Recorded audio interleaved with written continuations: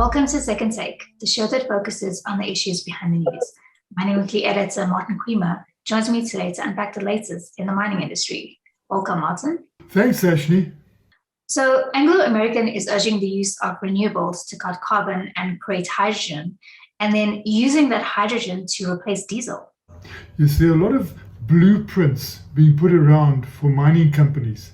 We are right in this climate change abatement era, and mines are going to play a very big role in actually mitigating climate change because they're going to be producing those metals and minerals that are going to be used. So people will also be looking at the mines and saying, what are you doing about going green and decarbonizing? And it was very interesting to listen to a webinar by GlobeScan this week, and on it was Mark Kudafani. And he was coming through with what Anglo is doing, and it was a blueprint for the mining industry because wind and sun is ubiquitous. So the mines have got no excuse really.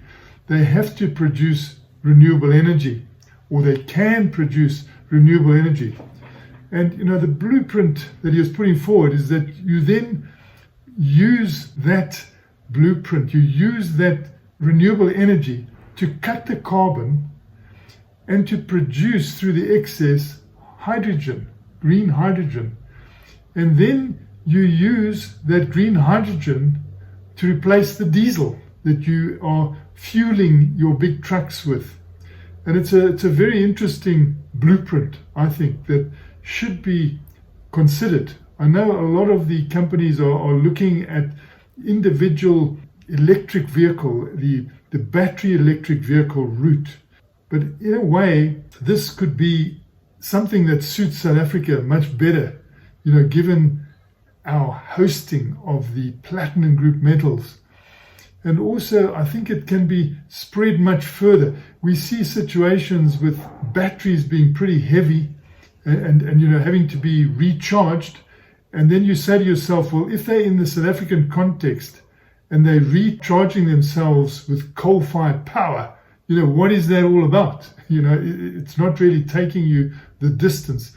So it seems that this blueprint that has been well thought out by Anglo American could be something that could really create the emission-free solution that the world is looking for.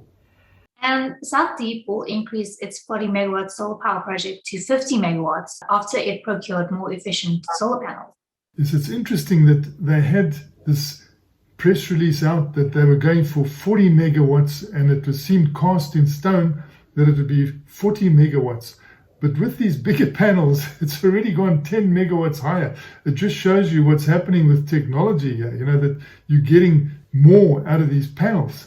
And so that has now gone up to 50 megawatt. And then down the line, they're also looking to an equivalent megawattage from wind.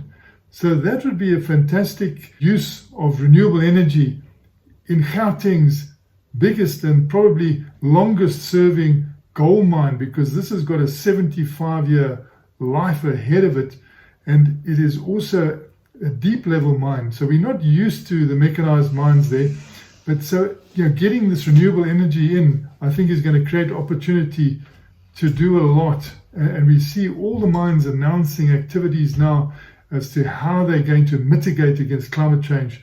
And this is a good lesson we're getting from goldfields of how things can improve almost overnight after your announcement that you get an extra 10 megawatt of renewable energy. Lastly, Martin, Impala Platinum has acquired over 7 million Royal Bafokeng Platinum shares, and this brings its total shareholding in RBPlat to 31.94%.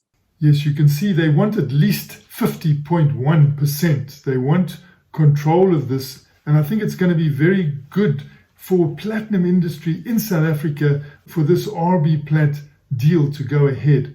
The Royal Bafokeng holdings actually also sold off a portion to Northern Platinum. So you've really got now a three-play activity in an area that can be well boosted by synergies. These companies coming together in the Rustenburg area I think it'll be good for the greater Rustenburg area. It'll be good for the Bafokeng community because there will be a lot more strength and scale behind the activities there. All of the companies are doing well now, of course. We saw Royal Bafokeng Platinum produce excellent results, give excellent dividends. They're probably in the right time to start thinking of consolidating, especially with the relationships that they have.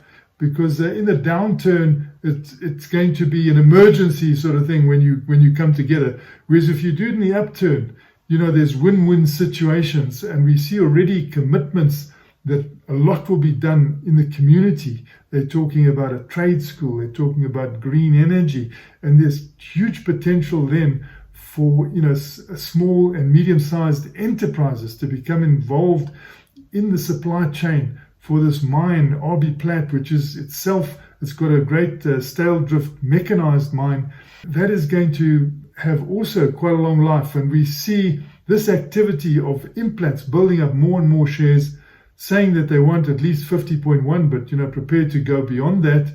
And the people selling the shares seem happy to do that at the moment because the share price is rising and the share price is good and the whole market is good. So it's like the opposite to what usually happens. Usually in an emergency, you get these consolidations because people can get access at a lower price, but they're not trying to do that. They're trying to do what's best for the region. They're trying to do what's best for the community, and they're trying to do what's best for their shareholders. And I think it's going to be an interesting deal in 3 parts that is starting to become visible now and should do very well for that greater Rustenburg area.